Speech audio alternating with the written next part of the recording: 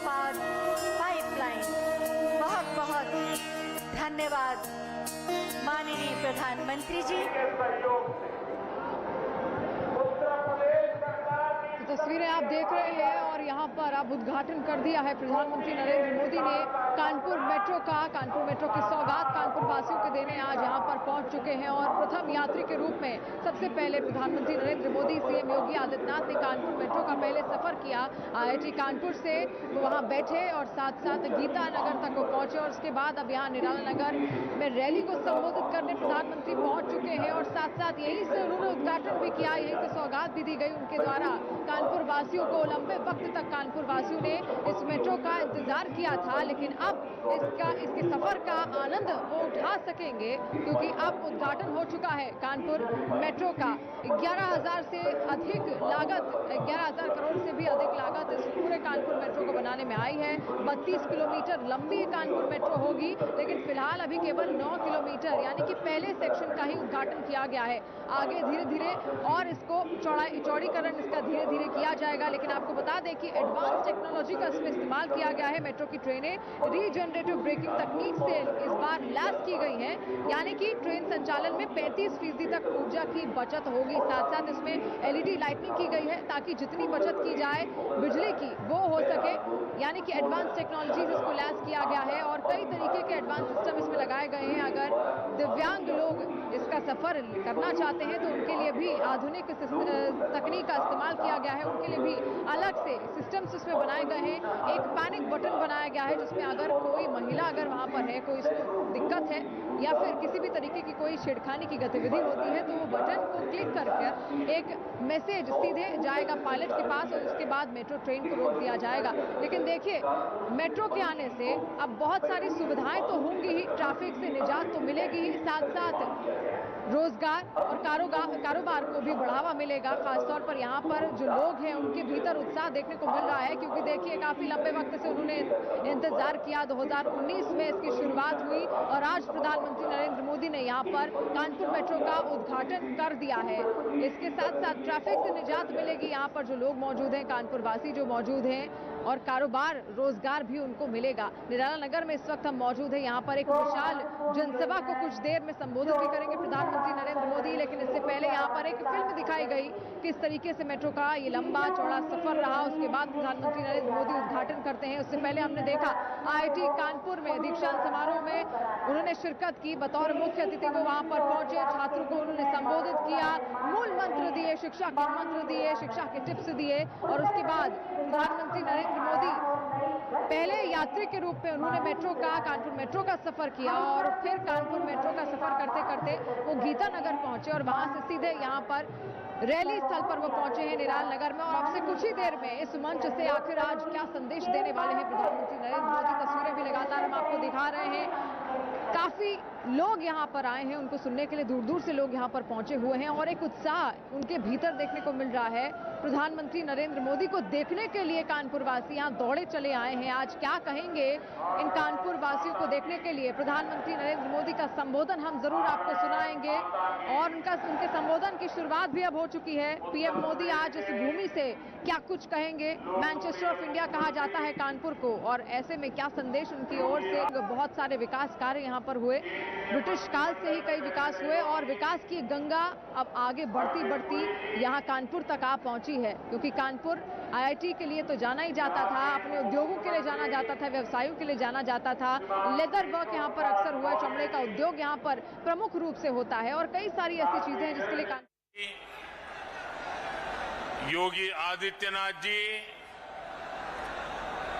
केंद्रीय मंत्रिमंडल में मेरे सहयोगी हरदीप पुरी जी, यहां के उप मुख्यमंत्री श्रीमान केशव प्रसाद मौर्य जी, साध्वी निरंजन ज्योति जी, भानु प्रताप वर्मा जी, यूपी सरकार में मंत्री सतीश महाना जी, नीलिमा कटियार जी, रणवेंद्र प्रताप जी, लखन सिंह जी, अजित पाल जी, यहां उपस्थित सभी आदरणीय सांसदगण, सभी आदरणीय विधायकगण, अन्य सभी जनप्रतिनिधि और मेरे प्यारे भाई और बहनों,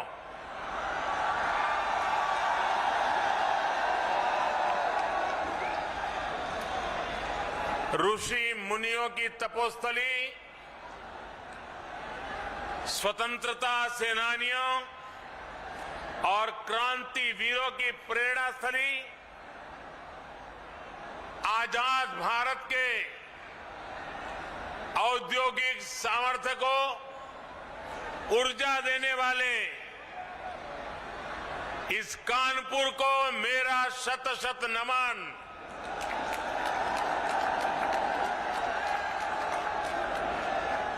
ये कानपुर ही है जिसने पंडित दीनदयाल उपाध्याय, सुंदर सिंह भंडारी जी और अटल बिहारी वाजपेयी जैसे विजनरी नेतृत्व को गढ़ने में महत्वपूर्ण भूमिका निभाई है।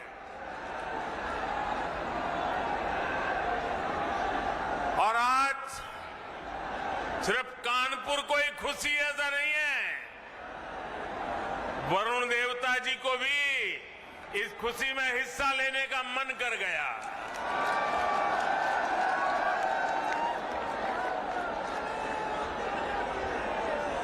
साथियों, कानपुर के लोगों का जो मिजाज है, जो कानपुरिया अंदाज है,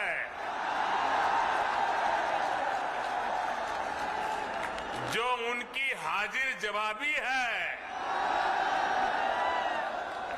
उसकी तुलना ही नहीं की जा सकती। ये ठग्गू के लड्डू के यहां क्या लिखा होता है? ठग्गू के लड्डू के यहां क्या लिखा है? ऐसा कोई सगा नहीं, ऐसा कोई सगा नहीं।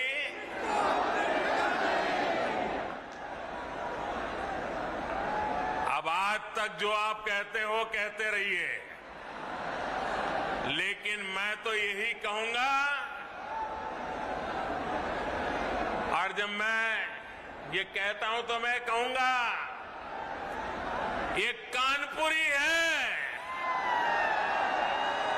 जहां ऐसा कोई नहीं जिसको दुलार न मिला हो।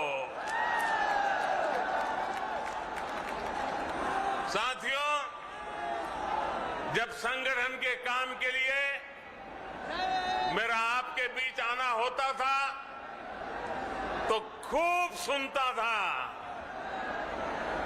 झाड़े रहो कल्टरगंज, झाड़े रहो कल्टरगंज।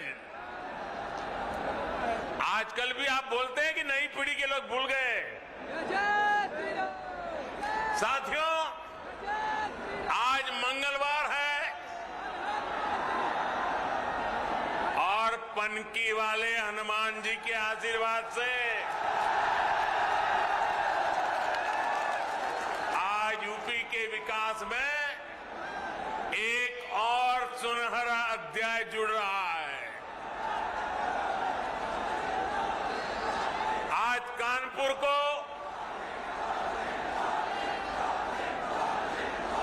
मेट्रो कनेक्टिविटी मिली है, साथ ही बिना रिफाइनरी से भी कानपुर अब कनेक्ट हो गया है।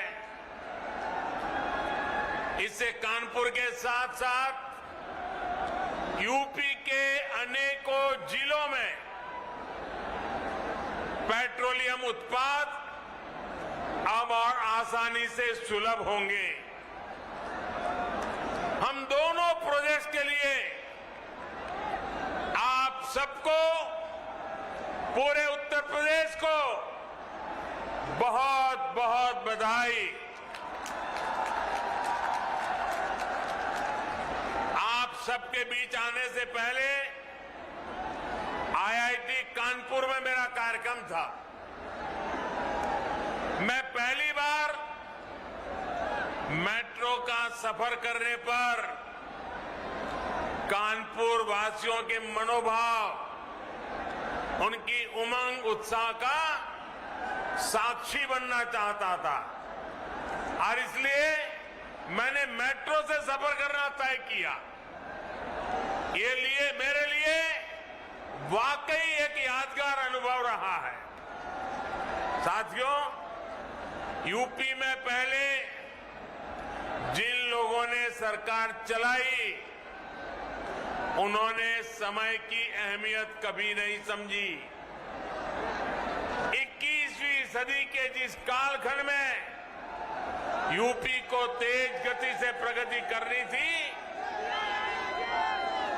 उस अमूल्य समय को, उस अहम अवसर को पहले की सरकारों ने गंवा दिया। उनकी प्राथमिकताओं में यूपी का विकास नहीं था, उनकी प्रतिबद्धता यूपी के लोगों के लिए नहीं थी। आज उत्तर प्रदेश में जो डबल इंजन की सरकार चल रही है, वो बीते कालखंड में समय का जो नुकसान हुआ है, उसकी भरपाई में भी जुटी है। हम डबल स्पीड से काम कर रहे हैं। आज देश का सबसे बड़ा अंतर्राष्ट्रीय हवाई अड्डा यूपी में बन रहा है।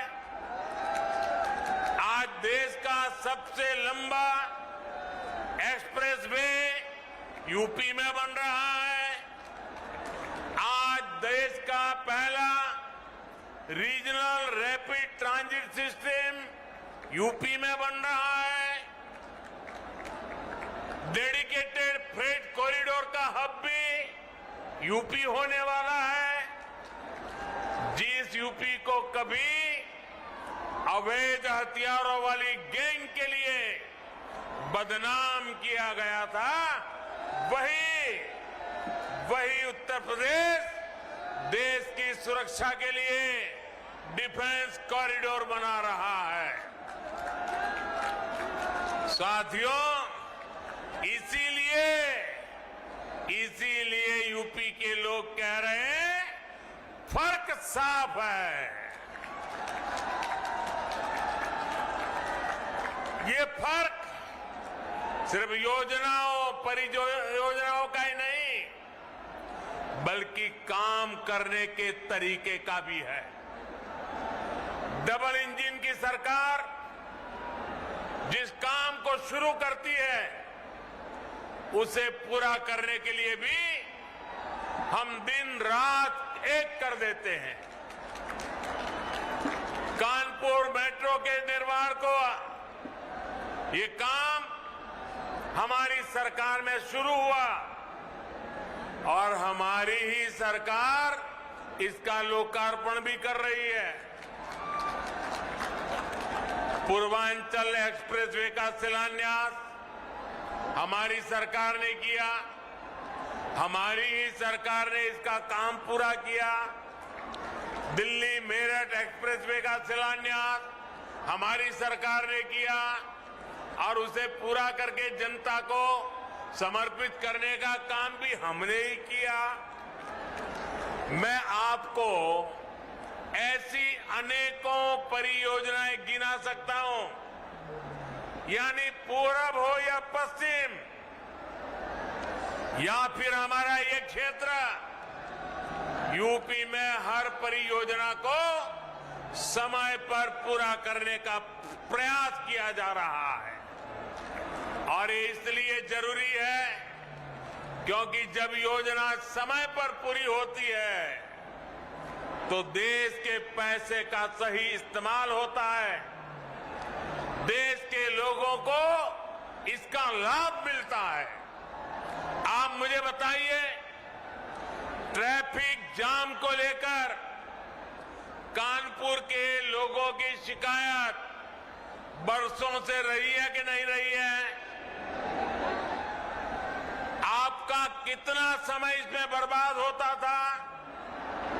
आपका कितना पैसा बर्बाद होता था? अब आज पहले फेज की 9 किलोमीटर लाइन, ये लाइन शुरू होने से इन शिकायतों के दूर होने की एक शुरुआत हुई है। कोरोना की मुश्किल चुनौतियों के बावजूद 2 साल के भीतर ही ये सेक्शन शुरू होना अपने आप में बहुत प्रशंसनीय है। साथियों, आजादी के बाद दशकों तक हमारे देश में एक सोच रही कि जो भी कुछ नया होगा, अच्छा होगा, वो 3-4 बड़े शहरों में ही होगा। देश के बड़े मेट्रो शहरों के अलावा जो शहर थे उन्हें अपने हाल पर छोड़ दिया गया। इन शहरों में रहने वाले लोगों की कितनी बड़ी ताकत है, उन्हें सुविधाएं देना कितना जरूरी है, ये पहले सरकार चलाने वाले कभी नहीं समझ पाए। इन शहरों की आकांक्षाओं को, इनमें रहने वाले करोड़ों लोगों की आकांक्षाओं पर पहले जो सरकार में थे उन्होंने ध्यान ही नहीं दिया। जो लोग अभी माहौल तानने की कोशिश कर रहे हैं, उनकी नियति नहीं थी, विकास की कोई नियति नहीं थी। अब हमारी सरकार देश के ऐसे अहम शहरों के विकास को भी प्राथमिकता दे रही है। इन शहरों के लिए कनेक्टिविटी अच्छी हो, वहां उच्च शिक्षा के अच्छे संस्थान हो, बिजली की दिक्कत न हो, पानी की दिक्कत न हो, सीवेज सिस्टम आधुनिक हो, इन सभी पर काम किया जा रहा है। अगर मैं मेट्रो की ही बात करूं तो कानपुर मेट्रो के पहले चरण का आज लोकार्पण हुआ है। आगरा और मेरठ मेट्रो पर तेजी से काम चल रहा है। कई अन्य शहरों में भी मेट्रो प्रस्तावित है। लखनऊ, नोएडा और गाजियाबाद में मेट्रो का निरंतर विस्तार किया जा रहा है। जिस स्पीड से यूपी में मेट्रो का काम हो रहा है वो अभूतपूर्व है। साथियों, मैं जो आंकड़े दे रहा हूं वो आंकड़े जरा ध्यान से सुनिए। सुनिएगा ना? ध्यान से सुनेंगे ना? देखिए, सुनिए। साल 2014 से पहले यूपी में जितनी मेट्रो चलती थी उसकी कुल लंबाई थी 9 किलोमीटर। साल 2014 से 2017 के बीच मेट्रो की लंबाई बढ़कर हुई कुल 18 किलोमीटर। आज कानपुर मेट्रो को मिला दें तो यूपी में मेट्रो की लंबाई अब 90 किलोमीटर से ज्यादा हो चुकी है।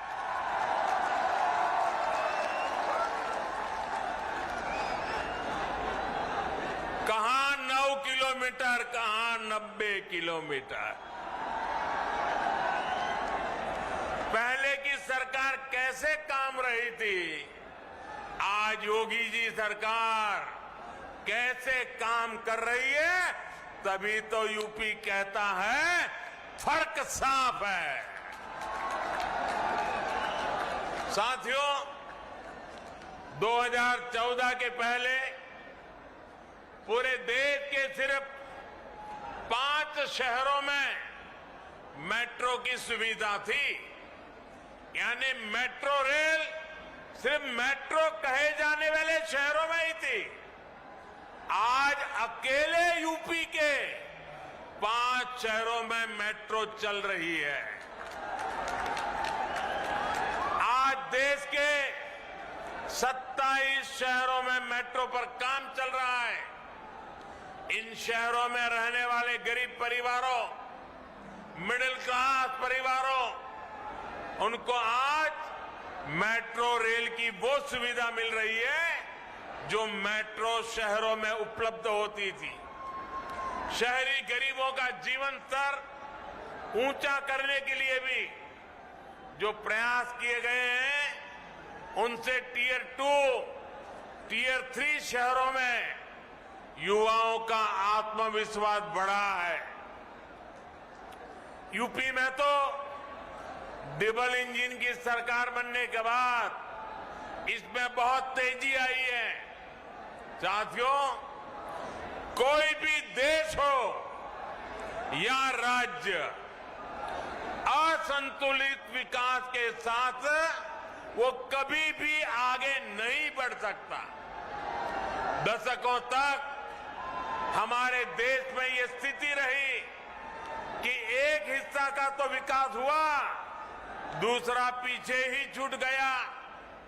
राज्यों के स्तर पर, समाज के स्तर पर इस असमानता को दूर करना उतना ही जरूरी है। इसलिए हमारी सरकार सबका साथ, सबका विकास के मंत्र पर काम कर रही है। समाज के हर वर्ग, दलित, शोषित, पीड़ित, वंचित, पिछड़े, आदिवासी, सभी को हमारी सरकार की योजनाओं, उससे बराबर लाभ उनको मिल रहा है। हमारी सरकार उन लोगों पर विशेष ध्यान दे रही है जिन्हें पहले कभी पूछा नहीं गया, जिन पर पहले कभी ध्यान नहीं दिया गया। साथियों, शहर में रहने वाले गरीबों को भी पहले की सरकारों ने बहुत नजरअंदाज किया है। ऐसे शहरी गरीबों के लिए आज पहली बार हमारी सरकार पूरी ईमानदारी से काम कर रही है।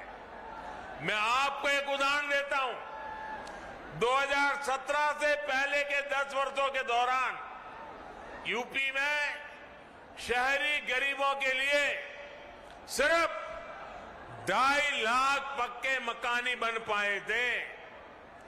बीते 4.5 साल में यूपी सरकार ने शहरी गरीबों के लिए 17 लाख से ज्यादा घर स्वीकृत हुए हैं। इनमें से 9.5 लाख बन भी चुके हैं और बाकियों पर तेजी से काम भी चल रहा है।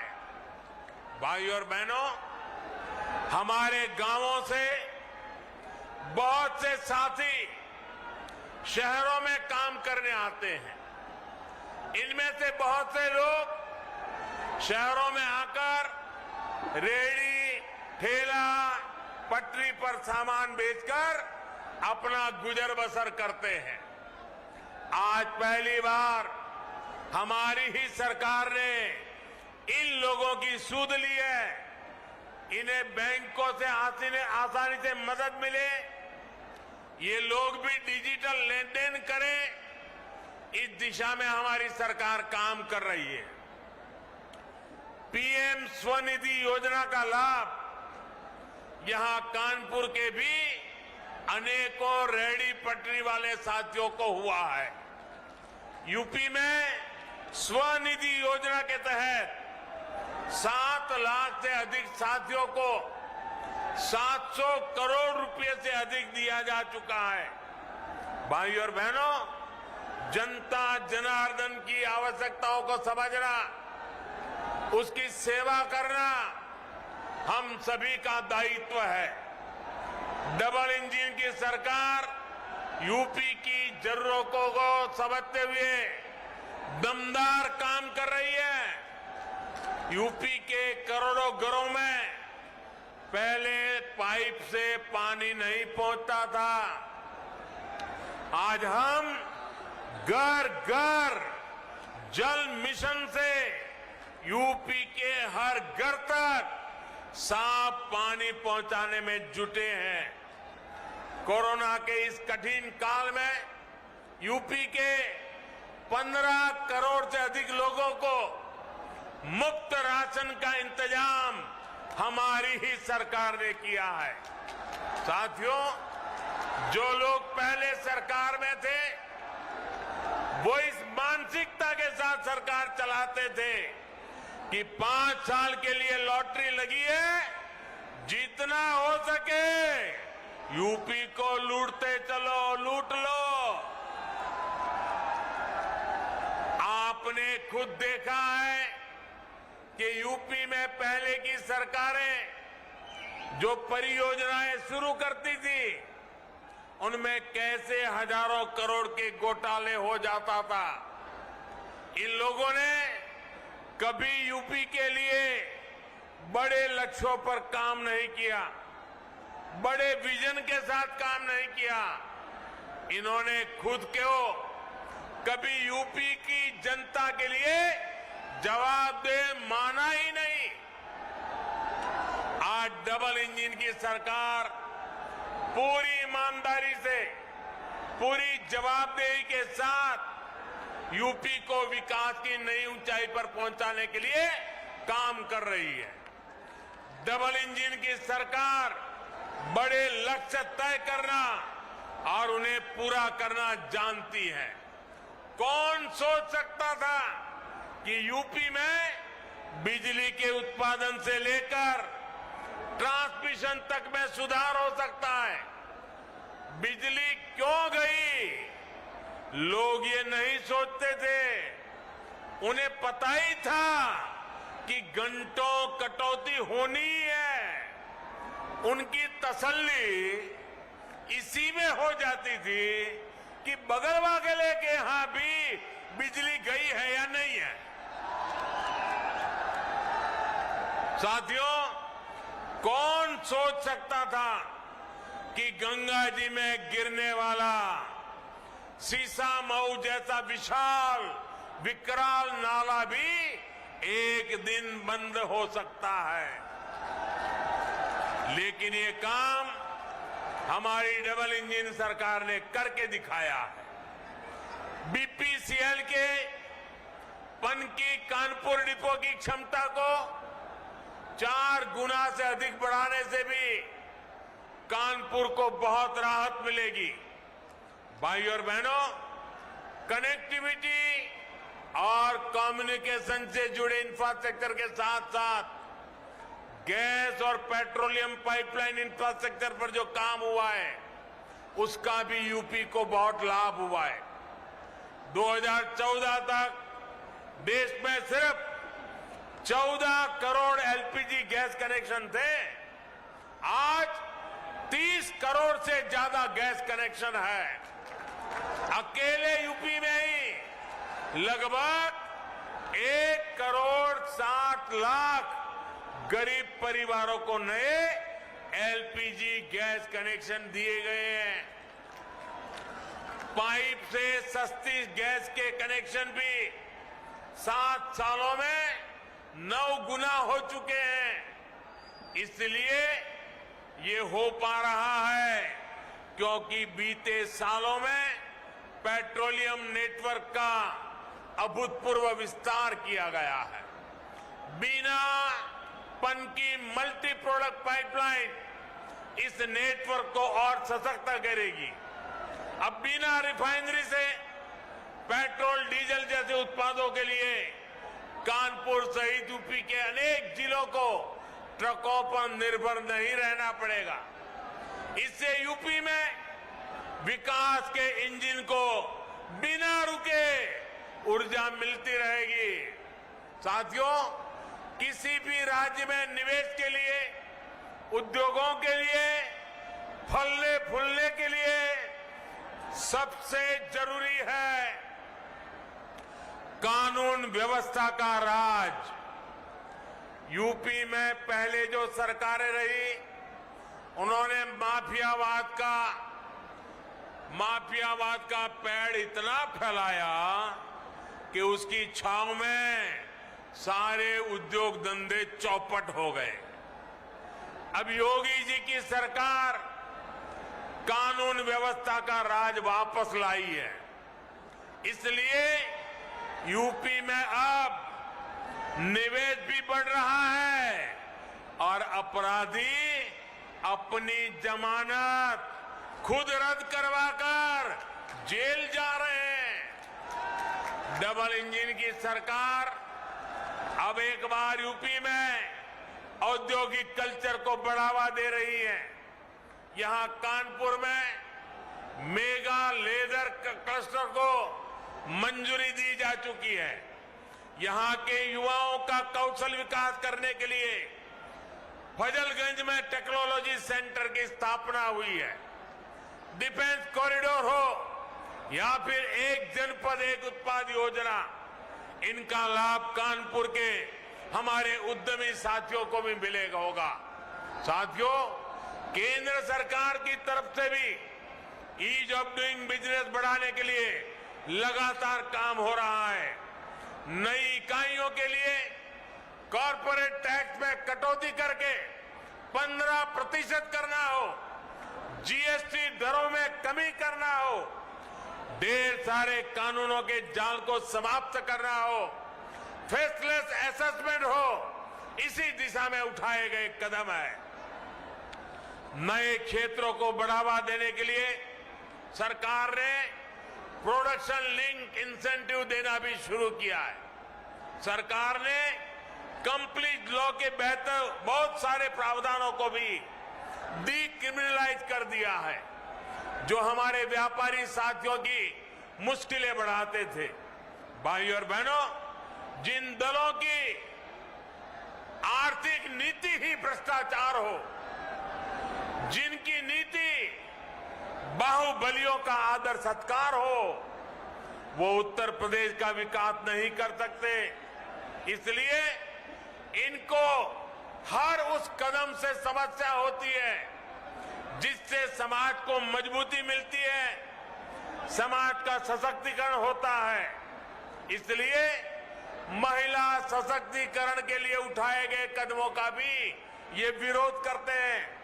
चाहे 3 तलाक के विरुद्ध सख्त कानून हो या फिर लड़के और लड़कियों की शादी की उम्र को बराबर करने का विषय, ये सिर्फ विरोध ही करते रहते हैं। हाँ, योगी जी की सरकार के काम को देखकर ये लोग ये जरूर कहते हैं कि ये तो हमने किया था, ये तो हमने किया था। मैं सोच रहा था कि बीते दिनों जो बक्से भर भर के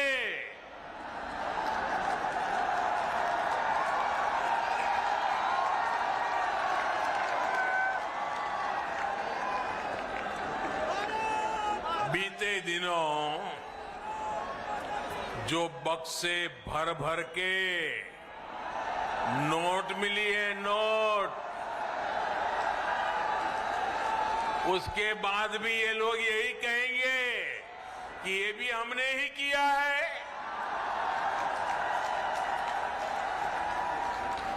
साथियों, आप कानपुर वाले तो बिजनेस को, व्यापार कारोबार को अच्छे से समझते हैं। 2017 से पहले भ्रष्टाचार का जो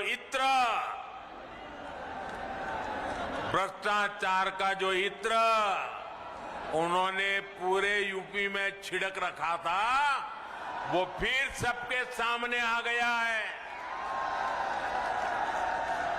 लेकिन अब वो मुंह पे ताला लगा के बैठे हैं, क्रेडिट लेने के लिए आगे नहीं आ रहे हैं।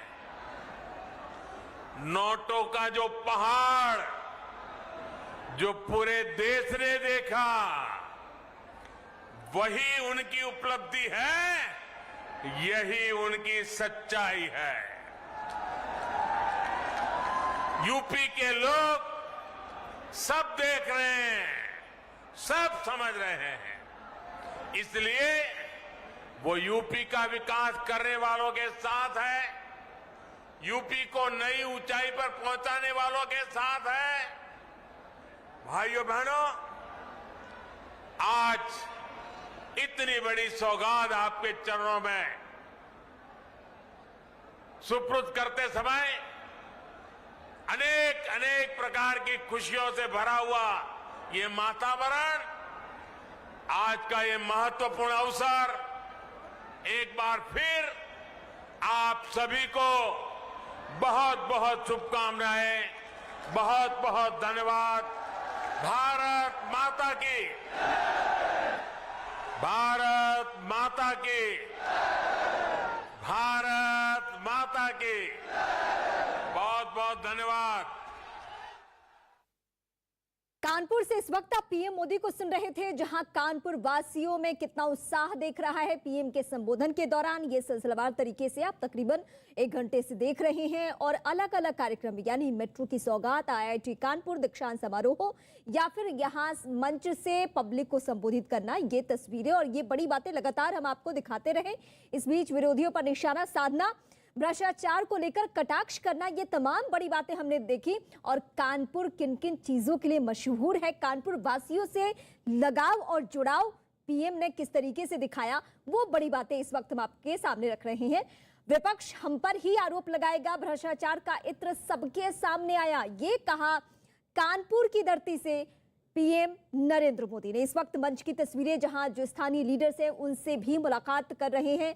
चुनावी माहौल है और सब चाहते हैं कि पीएम से वो अपनी भावनाएं जाहिर कर सके, वो बातें कर सके। और फिलहाल ये मंच की तस्वीरें जहां पीएम का संबोधन खत्म हो चुका है, लेकिन जो स्थानीय लीडर्स की मौजूदगी है उन सभी से एक एक करके बातचीत करते हुए अब पीएम आगे बढ़ रहे हैं। यानी यहाँ अब कानपुर के दौरे के दौरान ये पूरा अब खत्म हो चुका है, पूरा प्रोग्राम जो है, पूरा कार्यक्रम जो है कानपुर में। लेकिन बड़ी बातें पीएम ने क्या कही है ये हम आपको बता रहे हैं। नोटों का पहाड़ ही उनकी सच्चाई है, यानी विरोधियों पर निशाना साधा गया। पीयूष जैन का मामला जो पूरे देश में चर्चा का विषय बना हुआ है, नोटों का पहाड़, इसको लेकर पीएम ने कटाक्ष किया। इसके अलावा और बड़ी बातें, भ्रष्टाचार का इत्र सबके सामने आया, ये कहा कानपुर में पीएम मोदी ने। एक एक करके हम आपको सुनवाएंगे भी आगे चलकर, लेकिन इस वक्त बड़ी बातें हम आपको बता रहे हैं। चुनावी माहौल है और इस चुनावी माहौल में इन बातों के बड़े मायने हैं। बड़े मायने इस लिहाज से क्योंकि समाजवादी पार्टी ने दरकिनार कर दिया था, बीजेपी ने जो इसके पहले भी आरोप लगाया कि ये आपका ताल्लुक है, आपसे जुड़ा हुआ व्यक्ति है। समाजवादी पार्टी ने कटाक्ष किया कि नहीं, ये आपसे जुड़ा हुआ व्यक्ति है। लेकिन आज कानपुर के इस मंच से पीएम ने पब्लिक को संबोधित करने के दौरान एक बार फिर भ्रष्टाचारियों को निशाने पर लिया और एक बार फिर जो विपक्षी खेमा है उसको एक बार फिर से निशाने पर लिया। ये बड़ी बातें इस वक्त हम आपको बता रहे हैं। और आज यहां से यानी कानपुर में जो ये मंच है वहां से पीएम ने जो बड़ी बातें कही है उसके मायने बहुत बड़े हैं। और यही वजह है कि बार बार हम आपके सामने दोहरा रहे हैं, नोटों का पहाड़ ही उनकी सच्चाई है। इस एक लाइन में आप समझ सकते हैं, इसके बाद पलटवार होगा, बड़ी बातें कही भी जाएंगी, उसका इंतजार है हमें। लेकिन आज पीएम ने क्या कहा कानपुर में ये हम आपको बता रहे हैं। तो पीएम मोदी का सीधे सीधे अखिलेश यादव पर वार, और अखिलेश यादव पर इस लिहाज से भी क्योंकि इससे पहले समाजवादी पार्टी के मुखिया ने, समाजवादी पार्टी के कई चेहरों ने खुलकर कहा कि हमारा कोई लेना देना नहीं है, बीजेपी से ताल्लुक है। लेकिन अब बीजेपी चाहे आज पीएम मोदी हो या फिर अमित शाह हो या जेपी नड्डा, ये तीनों ही प्रमुख चेहरे आज उत्तर प्रदेश के अलग अलग हिस्सों में थे, हापुड़, हरदोई और कानपुर। और यहां से उन्होंने भ्रष्टाचार के मामले पर एक एक करके सवाल उठाए, क्योंकि वाकई ये बहुत बड़ा मामला है, पीयूष जैन से जुड़ा हुआ जो मामला है। और अभी भी नोटों की गिनती जारी, अभी भी कार्रवाई, अभी भी छापेमारी, जो टीमें हैं वो लगातार सक्रिय हैं। और इस बीच एक के बाद एक खुलासे, और इसी बड़ी खबर को लेकर पीएम ने भी जब कानपुर वो पहुंचे, दीक्षांत समारोह में पहले वो स्टूडेंट्स को संबोधित करते हुए नजर आए, वहां मंत्र दिया उन्होंने। उसके बाद मेट्रो की सौगात मिली, और मेट्रो की सौगात के बाद जब वो यहां मंच पर पहुंचे, जो पब्लिक काफी वक्त से इंतजार कर रही थी, उसके सामने उन्होंने निशाने पर लिया विरोधी खेमा को।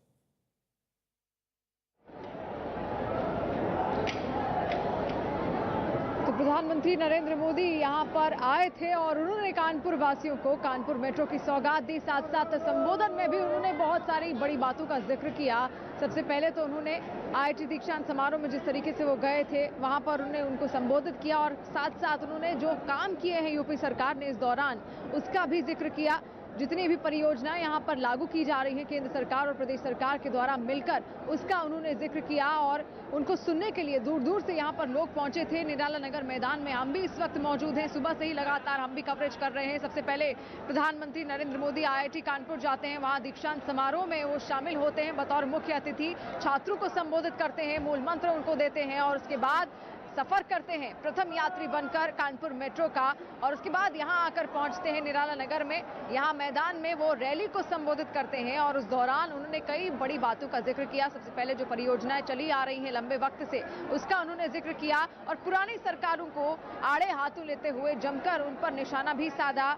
सरकार की परियोजनाओं का जिक्र करते हुए उन्होंने कहा कि पहले 9 किलोमीटर हुआ करती थी मेट्रो, लेकिन अब पूरे प्रदेश को अगर मिला लिया जाए तो 90 किलोमीटर लंबी ये मेट्रो है। क्योंकि देखिए, नोएडा, ग्रेटर नोएडा को जोड़ लिया जाए, लखनऊ मेट्रो को जोड़ लिया जाए और यहाँ अगर कानपुर मेट्रो को जोड़ लिया जाए तो 90 किलोमीटर से भी लंबी ये मेट्रो है। और उसी बात का जिक्र यहाँ खुद प्रधानमंत्री नरेंद्र मोदी ने किया। और मेट्रो की अगर बात करें तो मेट्रो प्रदेश एक तरीके से धीरे धीरे अब बनता जा रहा है उत्तर प्रदेश, क्योंकि नोएडा, ग्रेटर नोएडा, उसके बाद फिर कानपुर और लखनऊ मेट्रो जिस तरीके से आप धीरे धीरे प्रगति की ओर बढ़ते जा रहे हैं। और भी कई ऐसे शहर हैं जो चिन्हित किए गए हैं जहां पर धीरे धीरे मेट्रो की परियोजनाओं को आगे जमीनी हकीकत जमीन पर उतारा जाएगा। और उन्हीं बातों का जिक्र आज प्रधानमंत्री नरेंद्र मोदी अपने भाषण में भी करते हुए दिखे। पिछली सरकारों में हजारों करोड़ों का घोटाला होता है, ये उन्होंने कहा। पिछली सरकारों को आड़े हाथों लेते हुए BSP हो या फिर सपा हो, आड़े हाथों लेते हुए उन्होंने जमकर उन पर निशाना साधा और डबल इंजन की सरकार,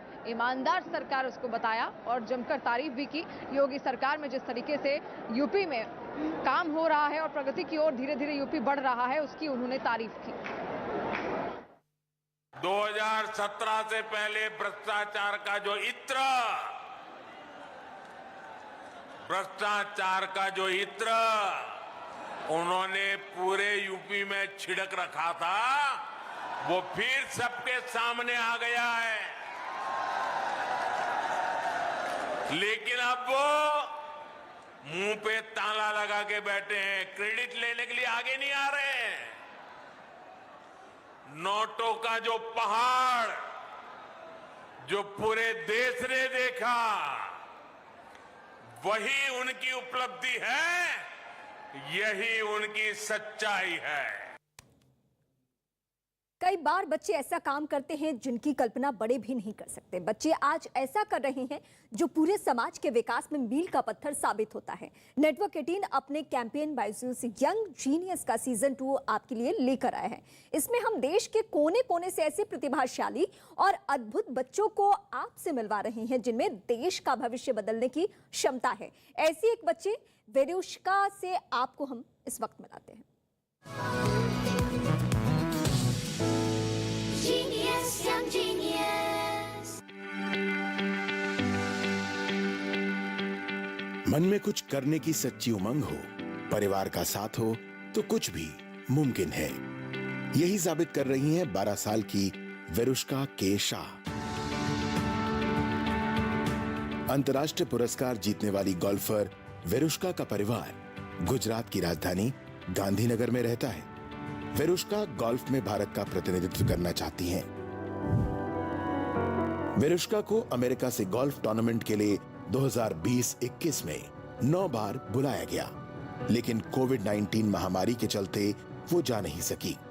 गोल्फ के साथ साथ वेरुष्का पढ़ाई का भी पूरा ध्यान रखती हैं। मैं सुबह 6 बजे उठी थी, फिर उधर से मैं नहा के पापा मेरे को पढ़ने बैठे थे, तो फिर स्टडीज करके I had to go and play golf. Verushka के भाई भी गोल्फ खेलते हैं। उनका परिवार हर मामले में बच्चों की हौसला अफजाई करता है। I just want to say, let them grow by themselves, let them see their passion and just give them support, whatever they need. वेरुष्का के कोच को अपनी शिष्या के उज्जवल भविष्य का पूरा भरोसा है। मेरे को 3 साल 3.5 साल हो गए हैं और जितना मैंने उसके अंदर चेंज देखा है इस गेम की वजह से, उसके लिए मेरे को ये लगता है कि गोल्फ उसके लिए एक लाइफ का पार्ट है। विरुष्का के शाह सभी बच्चों के लिए प्रेरणा है। कम उम्र में ही उनकी बड़ी उपलब्धियां साबित करती हैं कि बच्चों को उनकी प्रतिभा के मुताबिक बढ़ावा दिया जाए तो वो आकांक्षाओं के आसमान को जमीन पर उतार लाते हैं।